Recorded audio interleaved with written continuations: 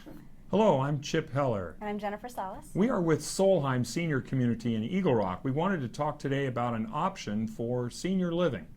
There are many different options for senior living. One is in-home care. There are other facilities and communities that focus specifically on one level of care. There are also board-in cares, which tend to be a little smaller. We're here to talk to you about CCRCs, which are continuing care retirement communities.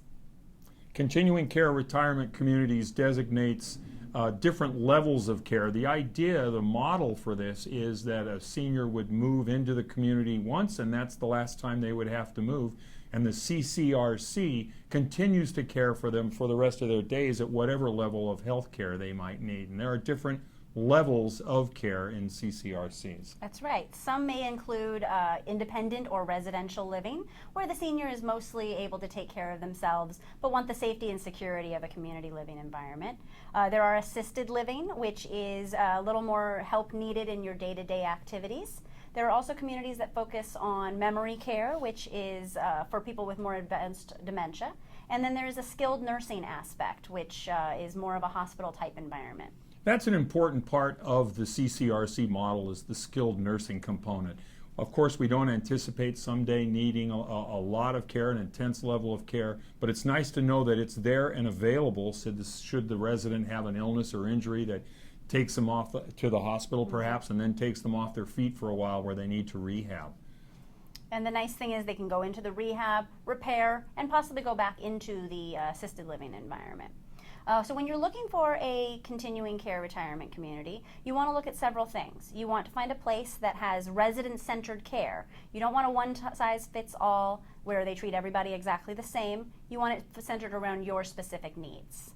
Ideally, you find a community where the caregivers are licensed, they're all certified, and they don't necessarily just care for the residents, but they also care about the residents. And this is research that would be very beneficial to do.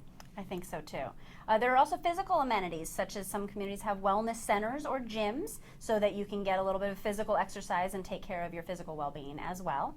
And social calendars. You want to make sure that the calendar of activities is catered to your level of need and that you can find things that you want to do on a daily basis. It's so important for the community to make sure that the lives of the residents are enriched and that they provide social activities, that they provide physical opportunity to exercise and get better, to enrich their bodies, minds, spirits.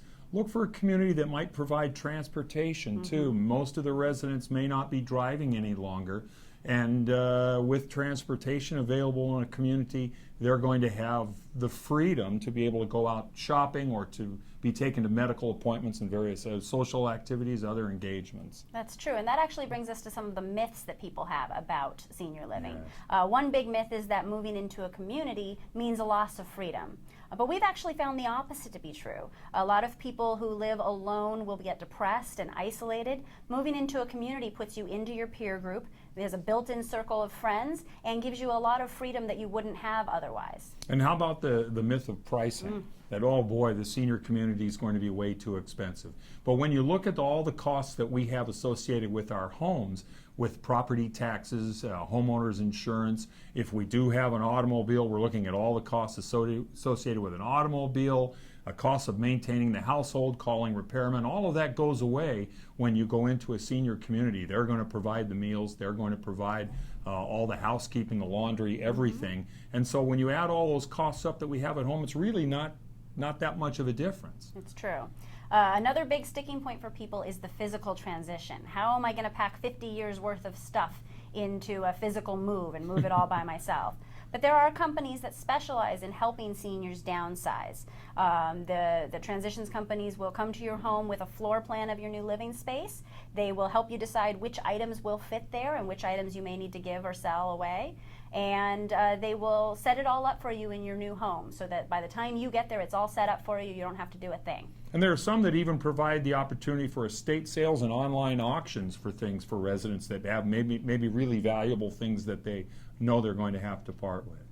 Okay. So we thank you for watching. I'm Chip Heller. I'm Jennifer Salas. And we're with Solheim Senior Community in Eagle Rock.